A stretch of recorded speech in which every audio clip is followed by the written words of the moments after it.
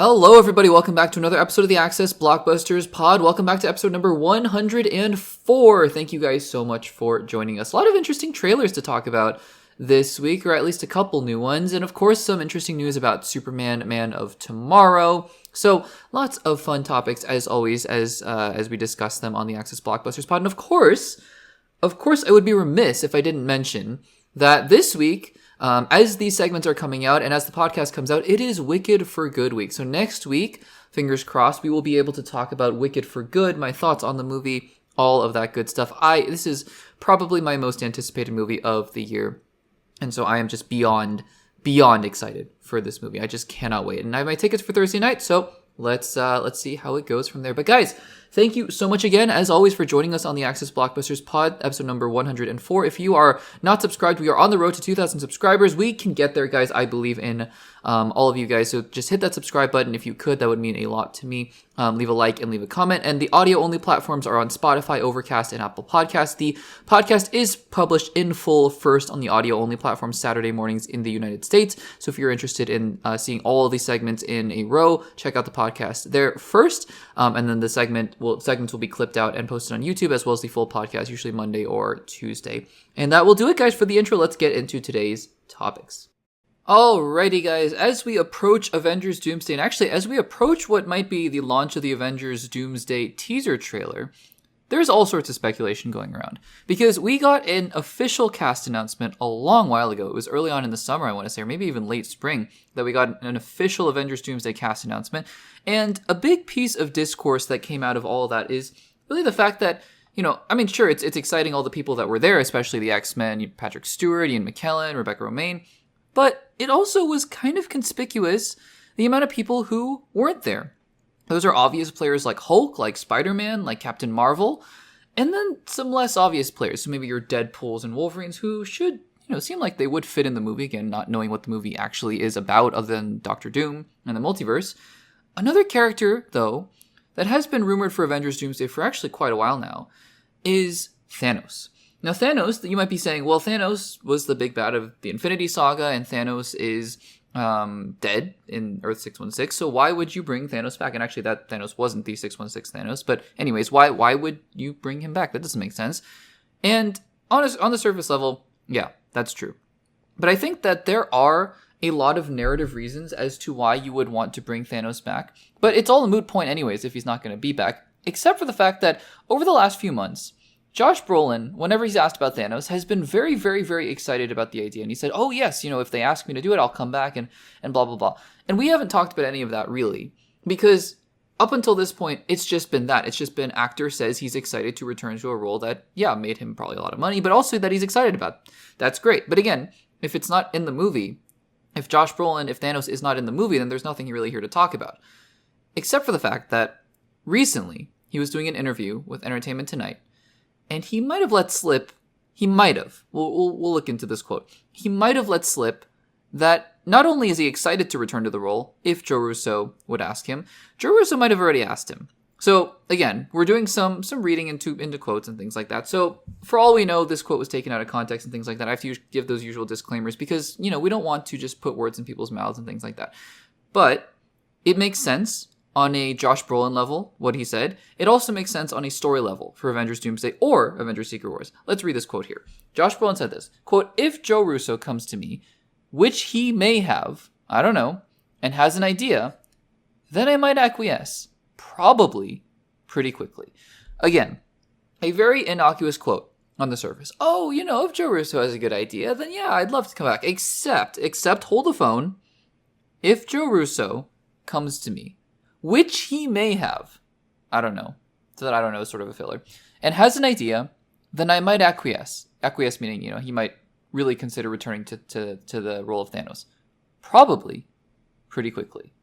So there's the key word there. Joe Russo, it looks like, has approached Josh Brolin with the idea of returning as Thanos, and you heard it there. Josh Brolin was like, hey, I'd be excited for it.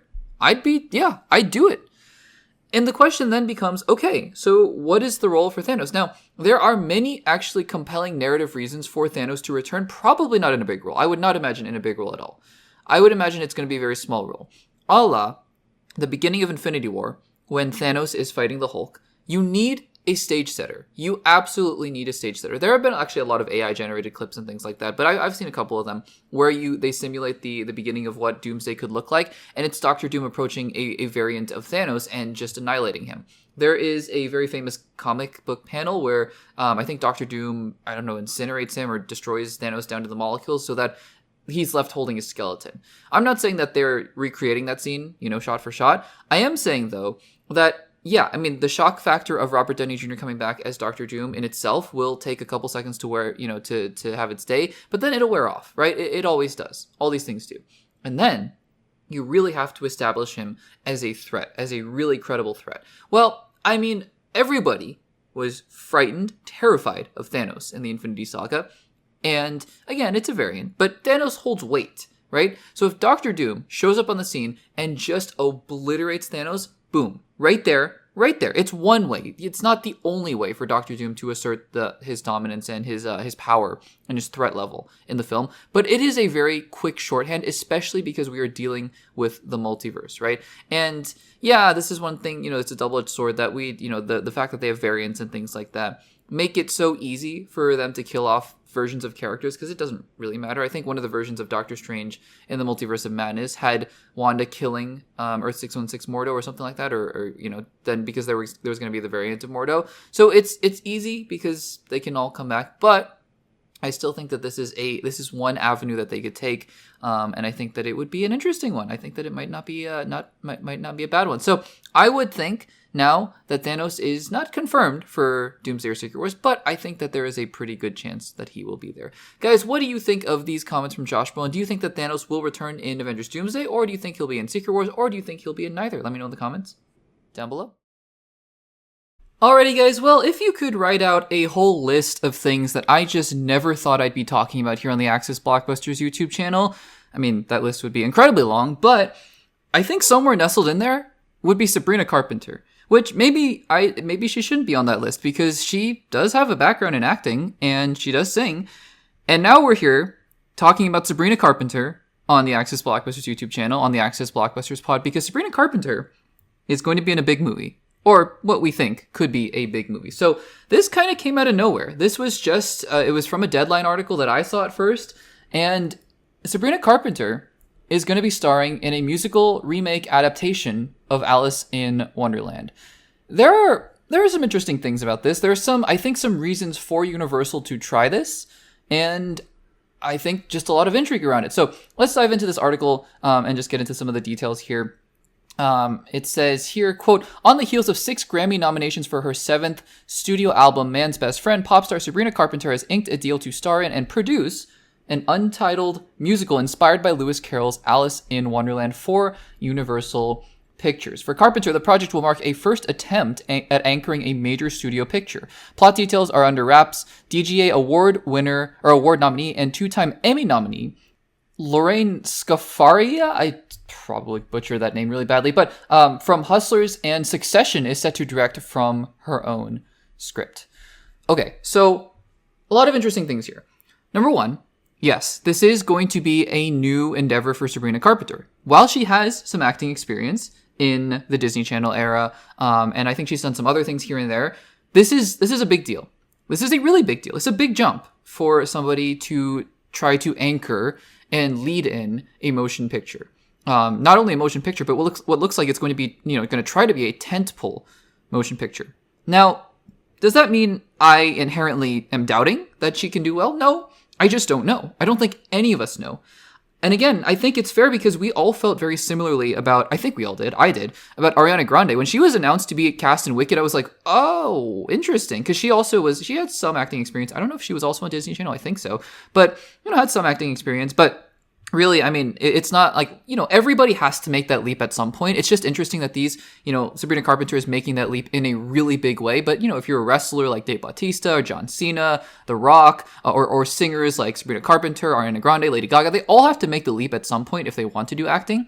And again, this is just a big jump. So again, I'm not inherently doubting this move. I just don't know what her acting ability is. We know she can sing, obviously. She's, Grammy nominated, talented. We don't know, what the kind of song style is going to be, if it's going to be more in the pop vein, because Wicked was a very different musical style for Ariana Grande, and she crushed it. Because again, I mean, we just didn't know what we were going to get, and it ended up working out amazingly. Her performance, I thought, was fantastic for the role. Who knows if she has tons of range, but she fit the Glinda role so well. So here's hoping that Sabrina Carpenter can do the same for this Alice in Wonderland. Presumably she's playing a version of Alice from Alice in Wonderland, but who knows, right? Who knows? It's all been under wraps. So there's that. From the Universal side, this does look like, and again, it could work, it could not work, who knows? It does kind of smell like Universal is trying to recapture lightning in a bottle. They saw Ariana Grande do so well with Wicked. They are the studio that is producing and distributing Wicked. So of course, they look at that and they go, oh, hey, another big pop star wants to do a movie musical. Let's do it. And look, it might work. It's not a formula because it's just so dependent on every actress or every actor and every project, right? But I mean, who's to say that they can't do it again? I'm not, I'd be interested. Obviously we need to see a trailer at some point. This is early days. I would imagine a 2028 release date, maybe 2027. So this is a long ways away, but still, I mean, it's something, right? It's something to think about. And again, I don't know enough about Sabrina Carpenter as an actress. I don't know enough about the kind of music that's going to be in this for me to even have an idea of whether or not this is going to be successful. Other thing to note as well is that Alice in Wonderland, while it is synonymous with Disney these days, is in public domain, which is why Universal can do this. So if any project is in public domain, that means any studio can grab it up and make anything they want out of it, given that the elements that they use are in the public domain. So this is all interesting, and it's just something that we'll keep an eye out over the next couple of years. Guys, what do you think about this? Sabrina Carpenter is making the jump from pop stardom to the big screen. Let me know in the comments down below. Alrighty, guys, let's talk about episode number 3 of the television show on HBO Max, Welcome to Derry. This is going to be a full spoiler discussion, so if you have not seen episode 3 of Welcome to Derry, and, hopefully by the time you're watching this, you've seen the episode by now, the cadence of these reviews is unfortunately just because of the nature of how we record and edit these podcast episodes, that this episode, or this spoiler discussion will be coming out pretty close to the release of the next episode. So hopefully, though, that means you guys will have had time to watch this episode, and this is sort of a primer for the next episode. But anyways, this is going to be a full spoiler discussion. You guys have been warned. Let's get into episode number 3. Okay, so as we head into episode 3, first of all, I thought episode 1 was quite good. I thought that the suspense that was being built and just the intrigue behind the different characters, the way that they set up Pennywise or whatever that creature was, and of course that ending, right, where the demonic creature that we're all assuming is Pennywise in different forms, but we haven't seen the actual manifestation of the clown that we all have come to know and quote unquote love, I guess.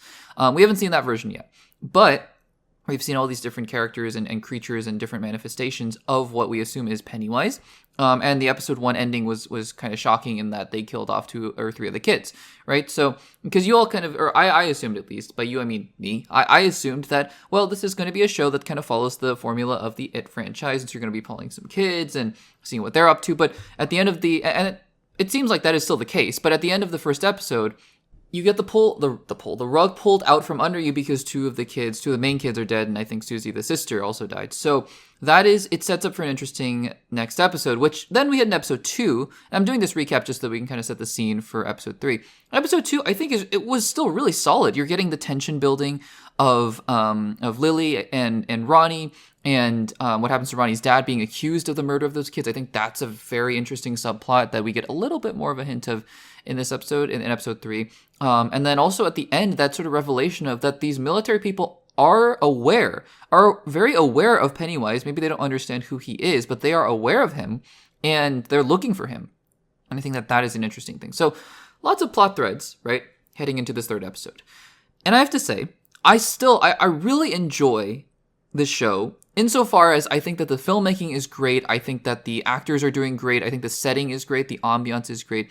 And I think just the way that the show is built and the different scenes within these episodes, they feel so carefully and thoughtfully made that I think it's great. I have no complaints about any of that kind of stuff.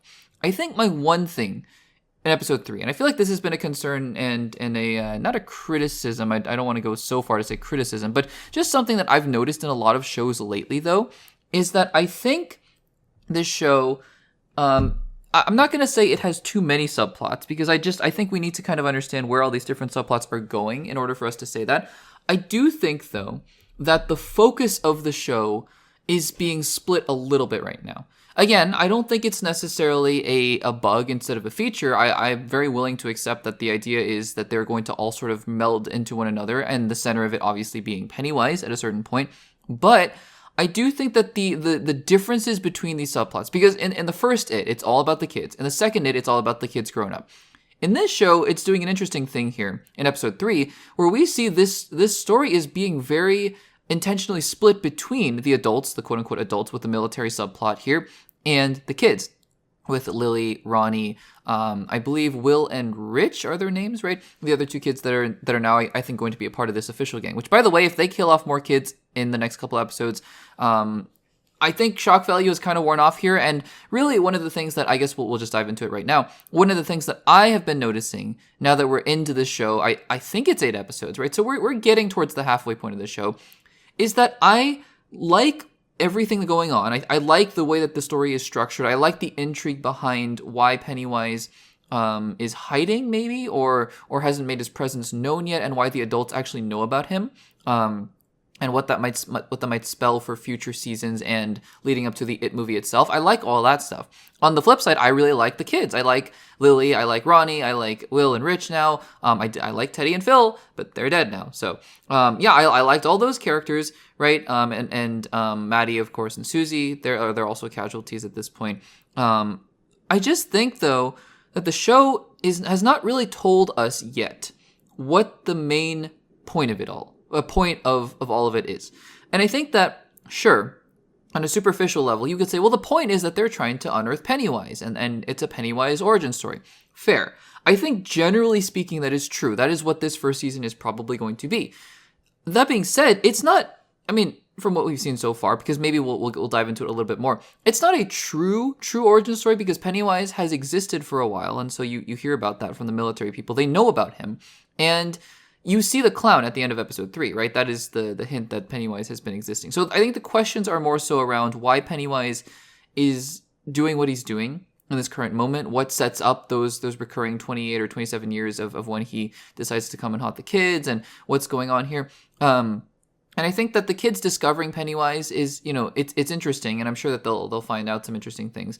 But ultimately, if the mystery is, let's, the kids are looking for something. I wonder what that something could be. Well, we all know, for those of us who have watched the It movies, that something is Pennywise, right? So I think that there have to be other things in play to keep the show's momentum going, because at the moment, I do think that the show still has good momentum. That's not what I'm saying here. I just think that, okay, so on the one hand, you have the kids. On the other hand, you have the adults who are looking after Pennywise. But then you have to think, right? Because the thing about Pennywise is that he usually attacks kids because of their fear and things like that. Well, if the adults know about him and the adults are trying to kill him, obviously we see here with that other military guy who gets possessed or something. Was he possessed? Because at the dinner he was acting really, really strange.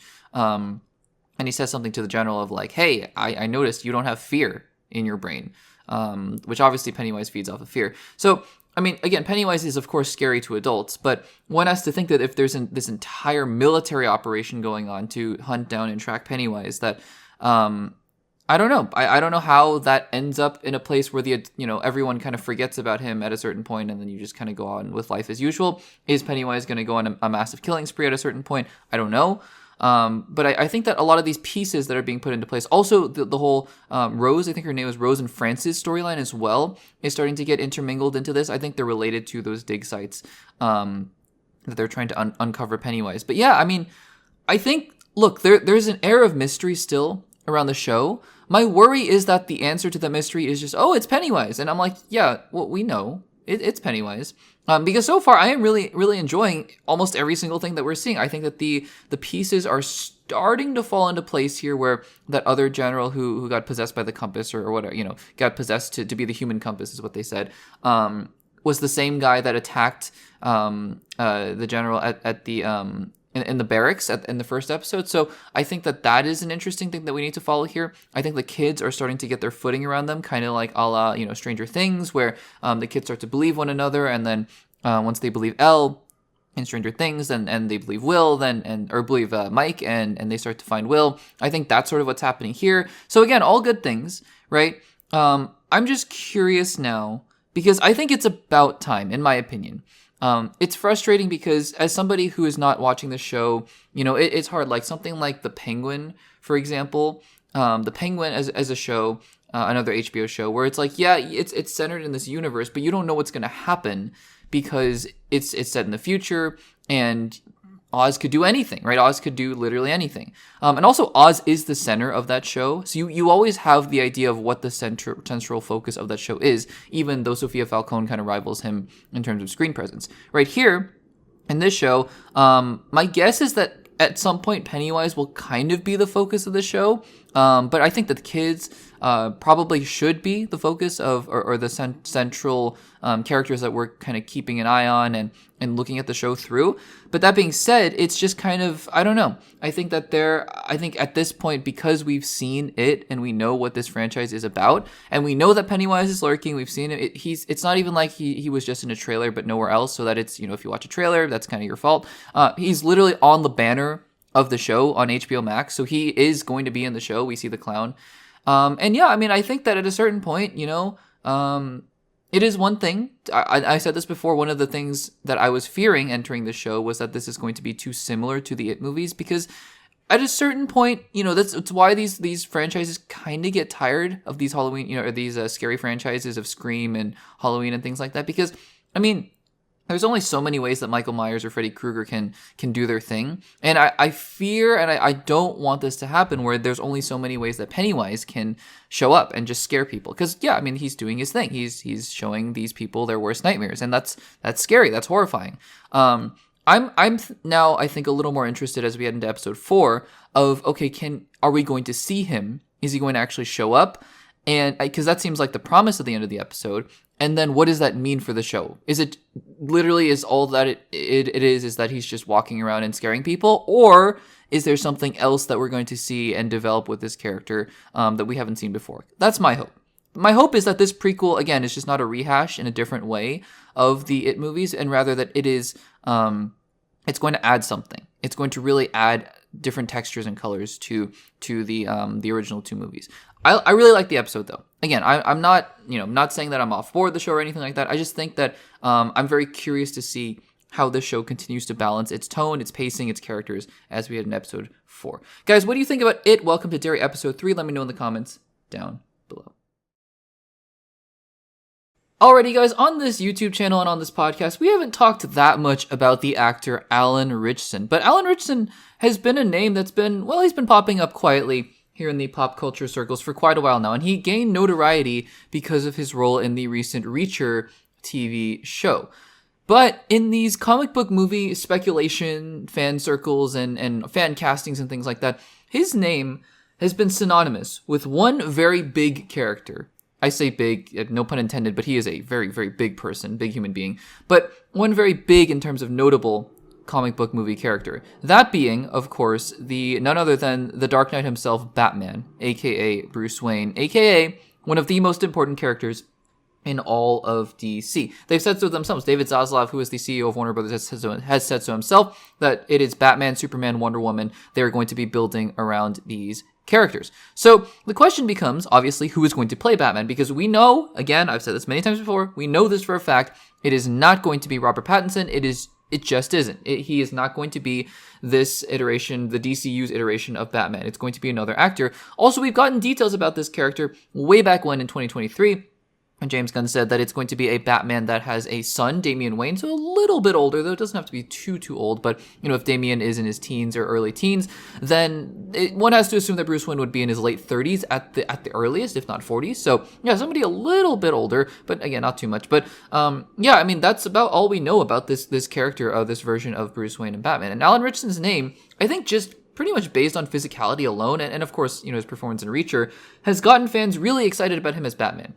And he said he'd be down to play Batman, but there's been nothing concrete about this. It's just been fan speculation. In a recent interview, though, he said something really interesting. He said that he is in talks with DC about a potential role. Is it Batman? We'll talk about it on the other side, but I'm skeptical. But it could be. Let's talk about this. So this is what his quote says. He says, quote, yeah, yes, he's answering a question about talking to DC. There is the conversation, or that's the conversation that I've been having with them, is like, I want to play somebody a little messier. And I told them, I said, if I'm going to do this, I describe to them the kind of personality that I'd want to play and what that would mean to their world. And I think it's something everybody wants to see right now over there. So yes, I want to play somebody a little darker than your typical clean-cut protagonist. Okay, so first of all, Alan Ritchson has a very clear idea of what kind of character he wants to play. It's kind of a messy, darker character. You'd assume in that vein, because he said it's not going to be your clean-cut protagonist, but you're going to assume that it's going to be a more protagonist character, like probably not a villain. I don't think, for example, I don't think he would fit the mold anyways, but just as an example, I don't think he would be Brainiac, right? But it seems like he wants to play a leading kind of character or a protagonist kind of character that has a darker side, that's a messier side, maybe a la Deadpool or Wolverine, for example, in the Marvel side. So that's fine. Could this be Batman? Well, sure. Batman is a messy character. He's not always clean cut, right? And I think it's possible you read into these quotes and you think, okay, maybe he's Batman. On the other hand, I just think that his quote is vague enough and pointing more towards just a general character archetype where, yeah, he could be Batman. But I just feel like if he was going to be playing Batman, he would have said something more like, oh, yes, there's a character that we have in mind, and we're going to go for that. Instead, what he's more describing is an archetype of a character that he wants to play, and it seems like DC is thinking about the kind of character that that would fit that mold, rather, and would fit the story that they're trying to tell as well. That's just my interpretation of everything that's being said right there. Could it be Batman? Sure, it could definitely be Batman. Do I think it's Batman? No. Absolutely not. As for the kind of character, or just the specific character that it could be a whole host of anti-heroes. I don't think he's going to be playing Joker, for example, but could it be someone like Bane in the Bane and Deathstroke movie? For sure. Could it be somebody like a Deathstroke himself? Perhaps. It could be. I think there's a whole world of anti-heroes or just misunderstood kind of characters that I think that he would be really great for. So again, I think in this chapter of Gods and Monsters, there's a lot of characters that Alan Ritchson could be playing just based on who the kinds of roles that he's had before, or it could be somebody completely different, another kind of messy character that we just don't know about at the moment. So I think that these comments, while not debunking rather that he's going to be playing Batman in the DCU, I don't think that it lends much credence to that idea. I do think, though, just based on the fact that it's going to be an exciting character, and I think it's cool that he's basically confirming that he has a future and a role in the upcoming DC universe, and I think that is something we should all be getting excited for. So guys, what do you make of Alan Ritchson's comments? First of all, do you think that he's playing Batman, or do you think he's playing another character, and who would you like to see him play? Let me know in the comments down below.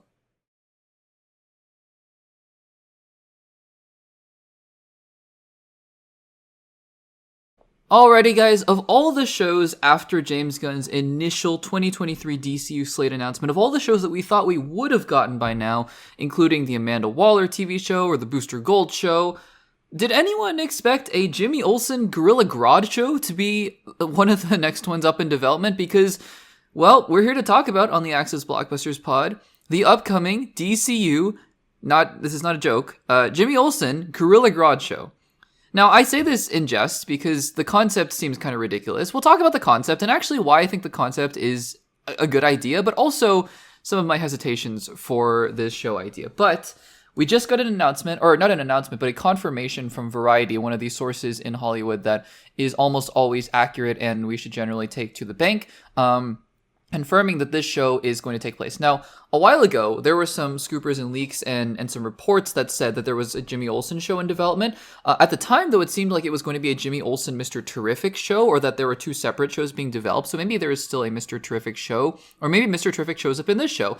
But it looks like the direction that they decided to go in is a kind of mockumentary office-style TV show.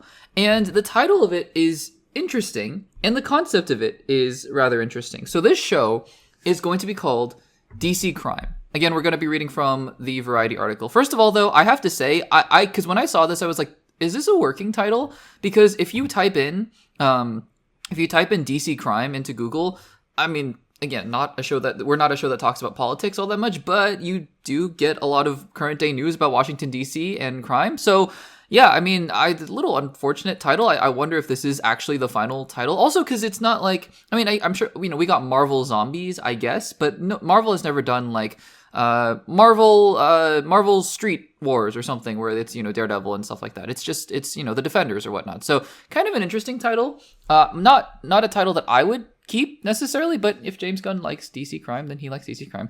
So yeah, this is from Variety. I'm just going to read through some of the article here, and then we'll talk a bit on the other side. So DC Studios and HBO Max are developing a fictional true crime series set in the DC universe. Titled DC Crime, the show would be presented as a true crime docuseries.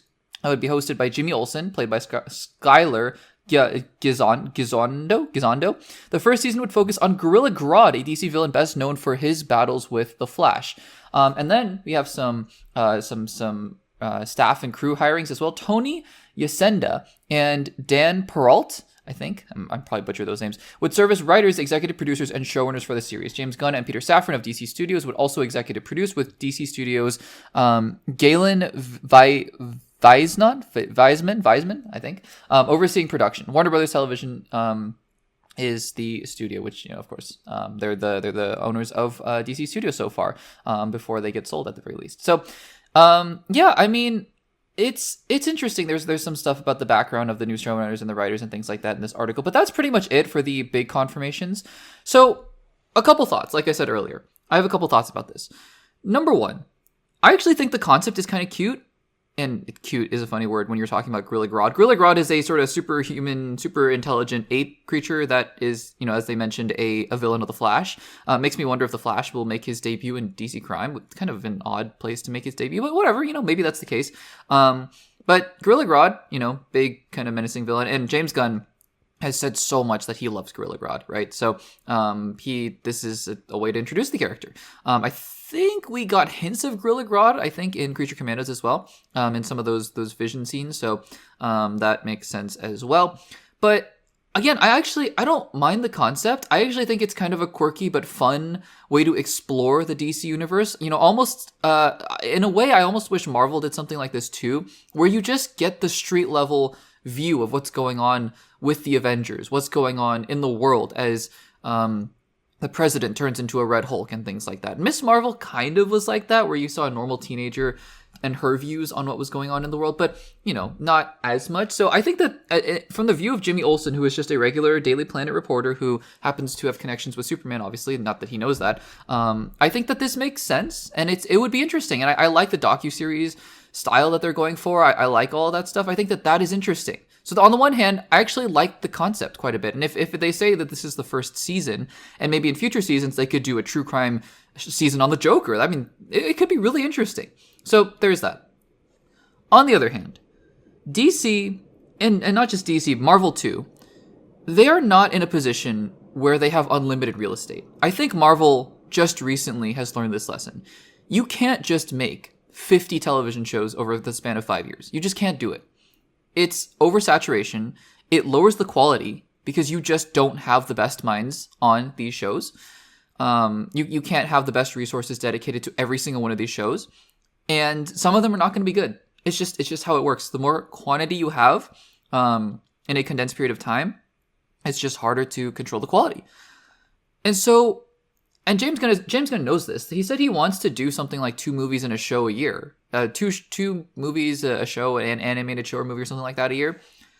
And I just have some hesitations and trepidations with, in 2028, your 2 movies are Superman 2, which actually it is, Man of Tomorrow. Yeah, let's just go way in the future. Let's just say 2029. Your 2 movies are Swamp Thing, I don't know, The Authority, and DC Crime. And it's like, yeah, I'm sure maybe all of those projects are going to be great, but I would, I'm so excited for Lanterns. I really am. Lanterns is one of my most anticipated comic book properties of next year. I really am excited for Lanterns.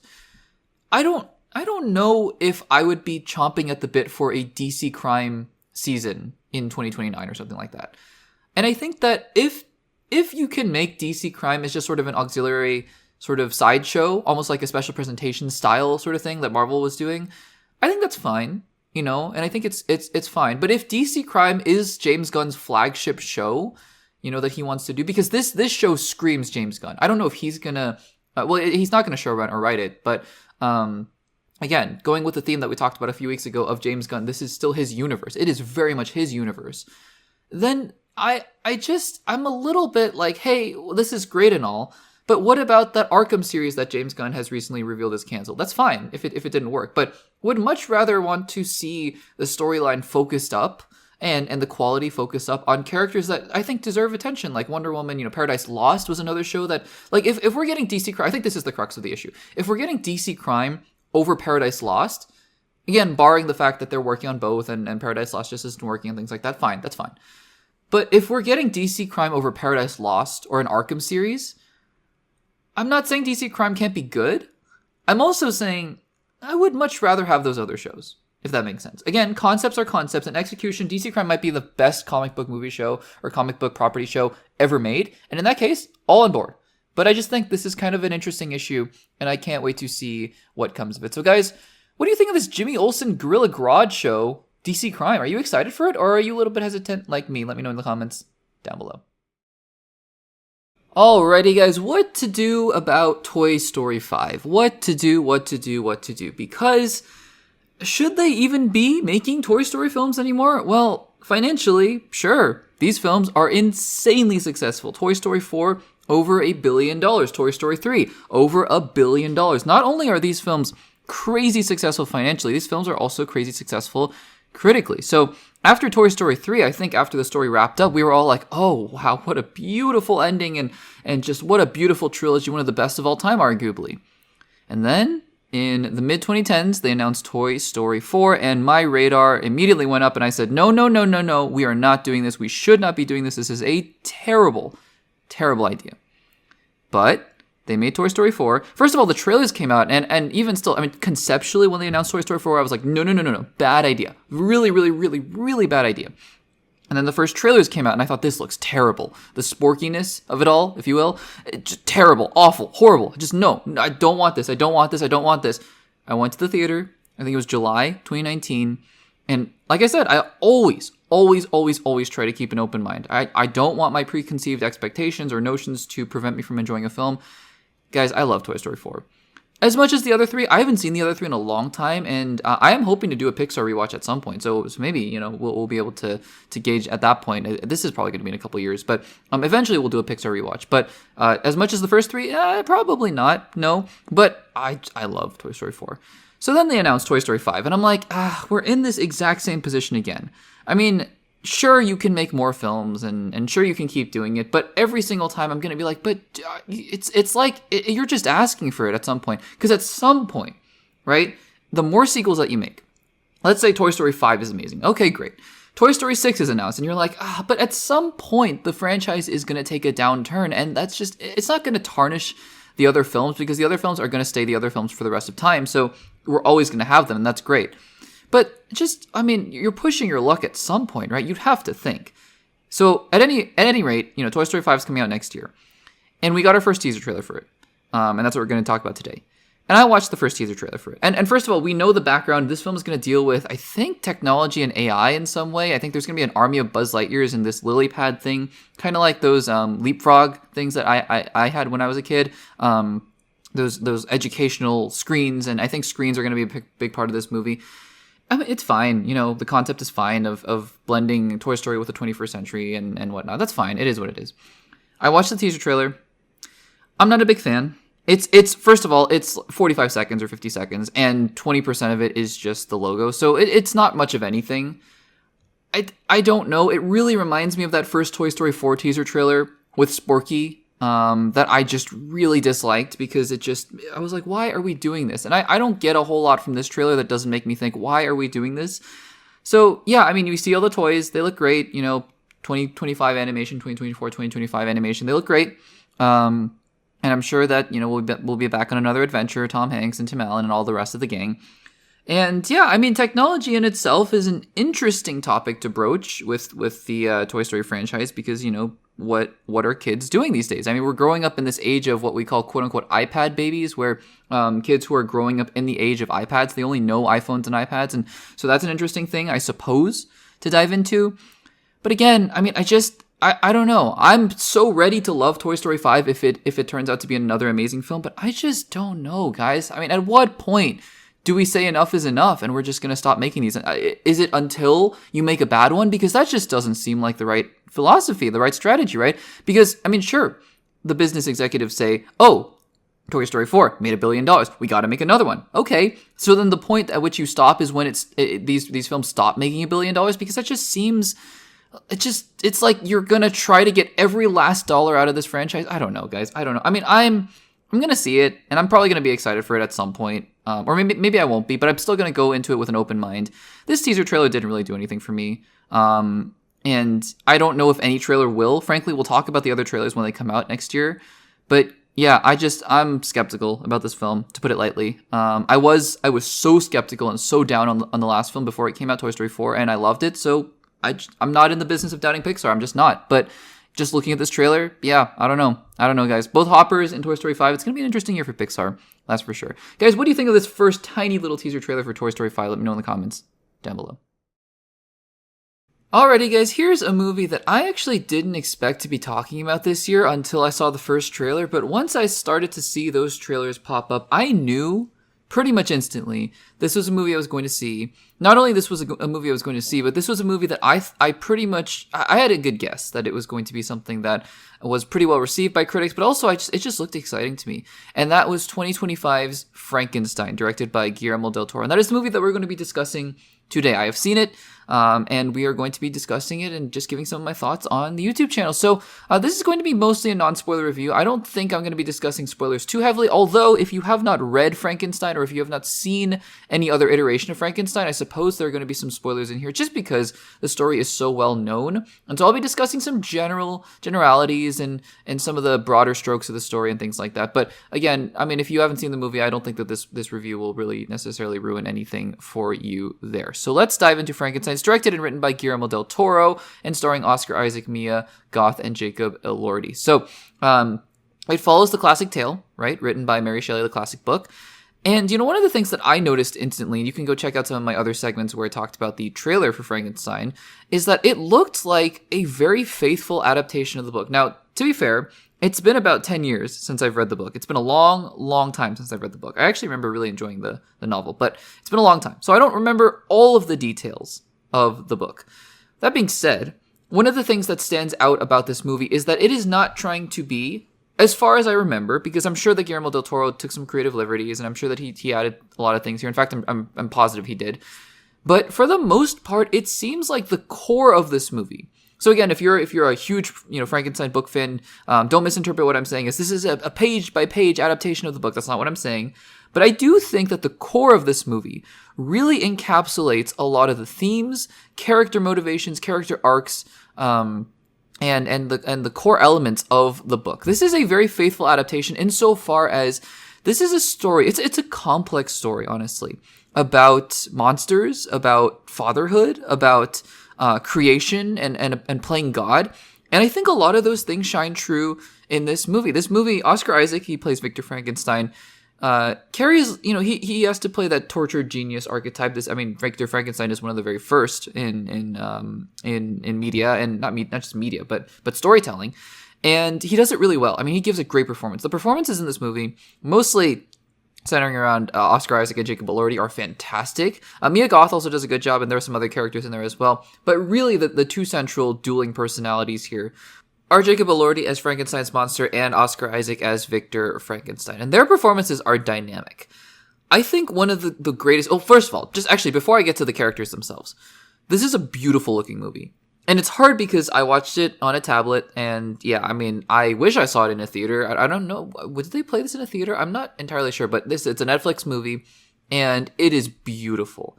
This is one of those movies where almost every single shot just looks like it could be a still frame. It is gorgeous to look at.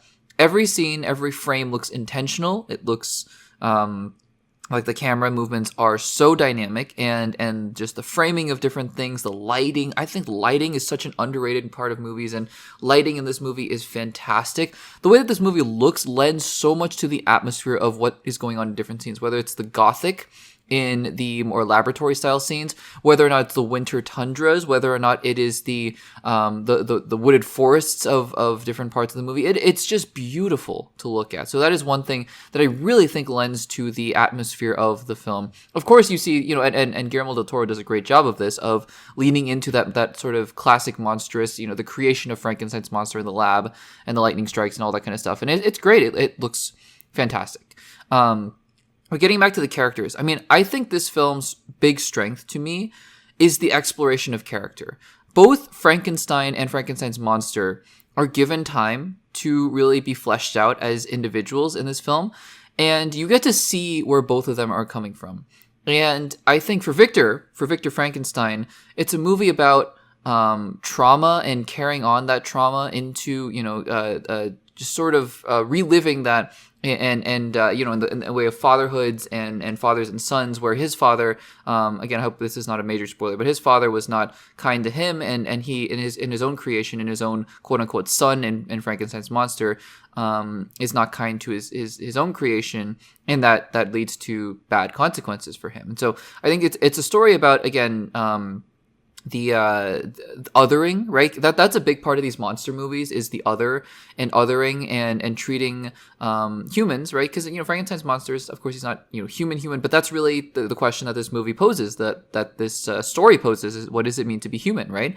And you can see the humanity within Frankenstein's monster. So I think that those themes of othering and those themes of rejection, right? That you see those in Victor Frankenstein. It's an interesting character to follow for sure. And of course, Oscar Isaac does a fantastic job. Jacob Elordi, I mean, hidden under all that makeup, he does a great job. He shows you the evolution of where this character is going from creation to where he ends up. And it's fantastic because again, you have to play. There's so many different layers to this character that you have to play, of the learning and living and existing for the first time, to sort of tortured, to rageful, to hurt and emotional. There are all sorts of different dimensions to this character that I think Jacob Elordi pulls off really, really well.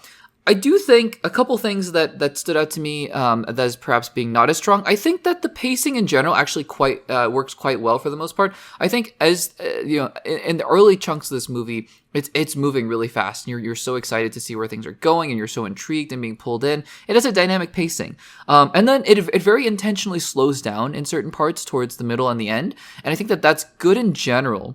But as you head into the last little chunk. And I don't remember if this is exactly what happens in the book, so, again, maybe this is just Guillermo del Toro taking it from the book, and that is what it is.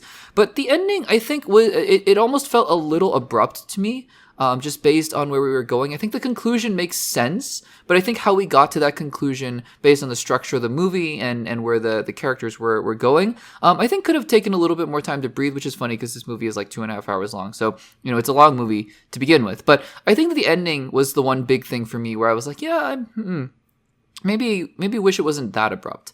But that being said, this is a little bit of a quicker review, but I think that if you're a fan of the book, I hope that you really enjoy this movie, because I remember really liking the book, and I think that a lot of the core themes of the book really remains in this movie. And it's one of those movies that gets you to think. This is not a movie that I don't think I'm going to be rewatching 20 times, because I just get so much entertainment out of it. But it was entertaining.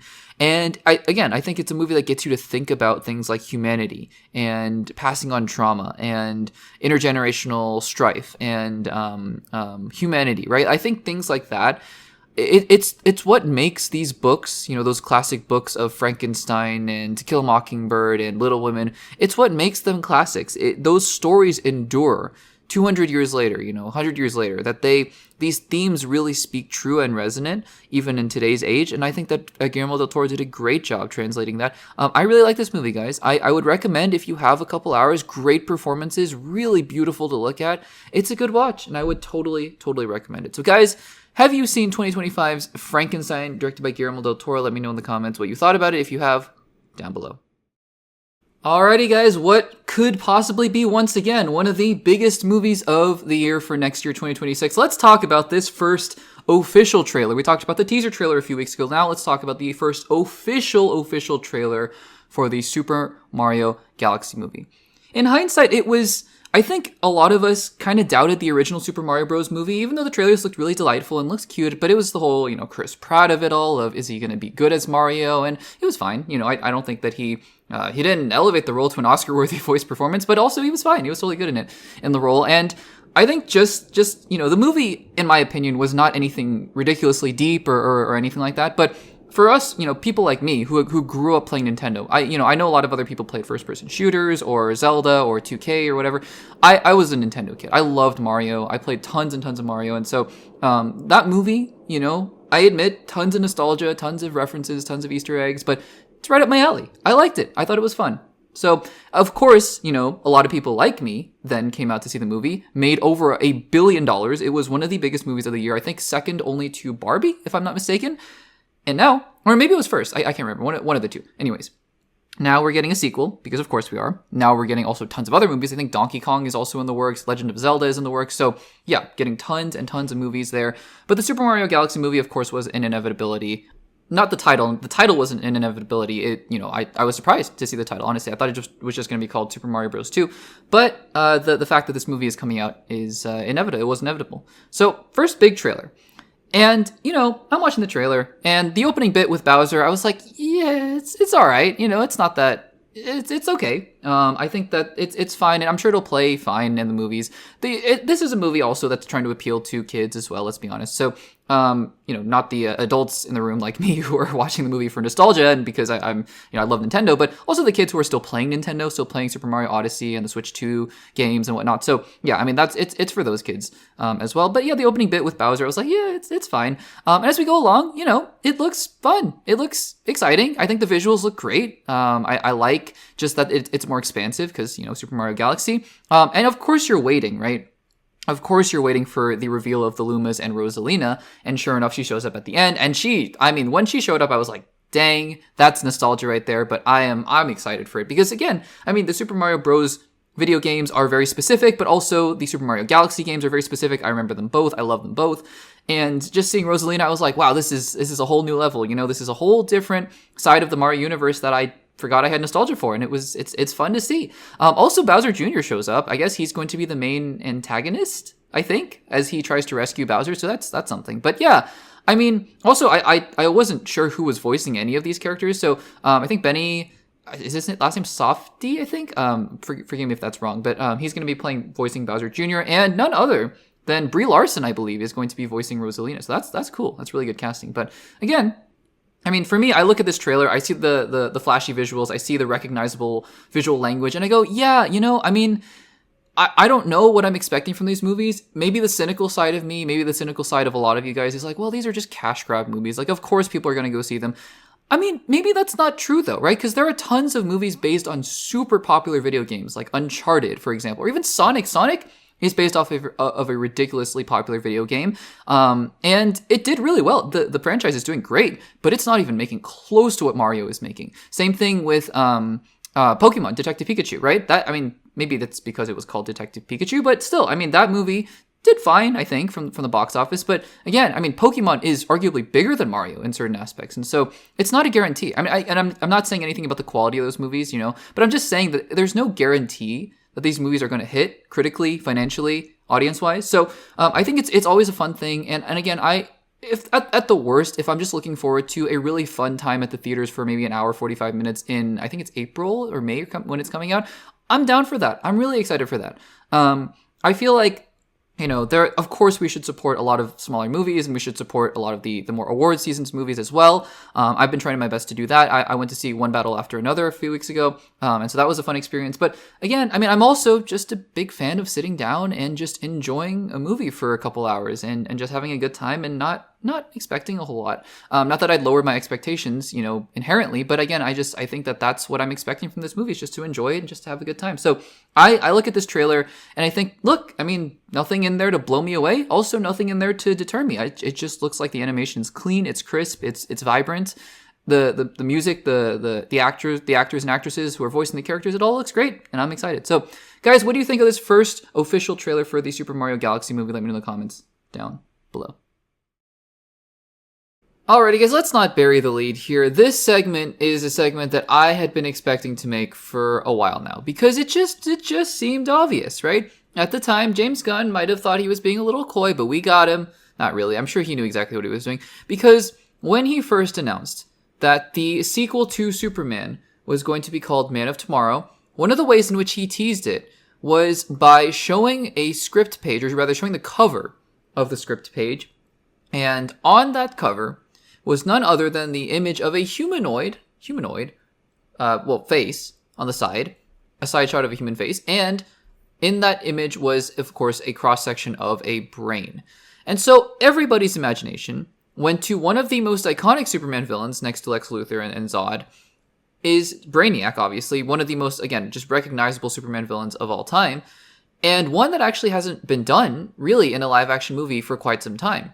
And again, not in the modern age as well. We've gotten Zod, we've gotten lots of Lex Luthors, but we have not gotten Darkseid and I almost completely forgot his name. I almost called him Abomination, Doomsday. So we've gotten a lot of Superman villains, but we've never really seen a Brainiac in the recent day and age. And now, The Wrap, one of the more reputable sources in Hollywood, has confirmed that this character, or rather this villain, Brainiac, is going to be the villain of Man of Tomorrow. So there aren't that many details here, but let's kind of go through what this Wrap article says. It's an exclusive, and the article says, quote, Superman and Lex Luthor will team up against uber villain Brainiac in Man of Tomorrow. The Wrap has exclusively learned. Production on the film is set to kick off in Atlanta in April. Man of Tomorrow will be released on July 9th, 2027.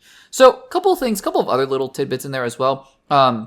We all kind of assume that there would be some element of a team up between Superman and Lex Luthor. So apparently the Wrap is pretty sure that that's going to happen, which is well and good. How this plays into what happened in Peacemaker Season 2, one would think that Brainiac is in Salvation already, whether or not Rick Flag and Argus had put him there and Lex Luthor had put him there, or he just exists in Salvation somehow as the ruler of Salvation. I don't know. But it seems likely that Lex Luthor's plan goes awry. Surprise, surprise, when does that ever not happen? Because, of course, he's Lex Luthor. Lex Luthor, he's a genius, but his plans go awry because the story needs him to. And one would assume that the plan of putting all the metahumans in Salvation ends up with Brainiac somehow taking over control of Salvation and kind of, I would imagine, having maybe an army of metahumans or something like that. So that does seem like a good avenue for Superman and Lex Luthor to be teaming up against Brainiac. Now, Brainiac, I'm quite excited for Brainiac because, again, this is a villain that we really haven't seen in live action, at least done in a way where he becomes synonymous and recognizable as Brainiac in live action, like Thanos or like Lex Luthor for Nicholas Hoult. I think it's fair to say, or Gene Hackman. I think it's I think getting a live action version of Brainiac, one of the most iconic villains, to be up there with your Jokers, Heath Ledger as Joker, for example, or Tom Hiddleston as Loki, I think is exciting. I would really like to see that because he is such an interesting villain. Because as the name suggests, he has, not only is he, he's not going to punch Superman to death, right? But he is going to outthink him and outsmart him. I think the only real recent example of Brainiac that I've seen is in Harley Quinn Season 5. And again, he was fine in that show, but I really think that, the potential for the character to be menacing and dark and scary is off the charts. I'd be very, very interested to see where they go from here with the casting. And I'm sure that the next few months will be, the rumors will be swirling with casting as maybe they've already done the casting, to be quite honest with you, because if production is going to begin in April, that means that they have to start gearing up and doing costume tests and things like that. So I'm sure that they already have a short list for actors and they might have already cast the role of Brainiac as well. So it should be interesting. And I think that this is a great choice for a villain. Now, how he's executed, how he comes across in live action, we'll have to see. But I think just on face value as a villain for the next Superman movie, which again, I know James Gunn has said it's not a Superman movie. Really, it's Man of Tomorrow. It's a Superman movie, I think, for all intents and purposes, until we see otherwise. That's what I'm going to think of it as. But yeah, I think it's a really exciting thing to see. We're going to get a Brainiac brought to live action in the DCU, which is very, very cool. So guys, what do you make of this? What do you think about Brainiac being the confirmed villain, at least according to the Wrap, for Man of Tomorrow? Let me know in the comments down below. And guys, that will do it for episode number 104 of the Access Blockbusters Pod. Thank you guys so much, as always, for joining. I never take it for granted, guys. It is always a big, big pleasure just to have you guys listening. So thank you so much. If you haven't subscribed, road to 2,000 subscribers, make sure to subscribe to the YouTube channel as well. And you can check out the audio-only platform, Spotify, Overcast, and Apple Podcasts. Guys, let's get excited for Wicked for Good. That's coming out next week. Cannot wait to talk about it here on the next episode. But for now, thank you guys so much for listening again. And I will see you guys in the next one.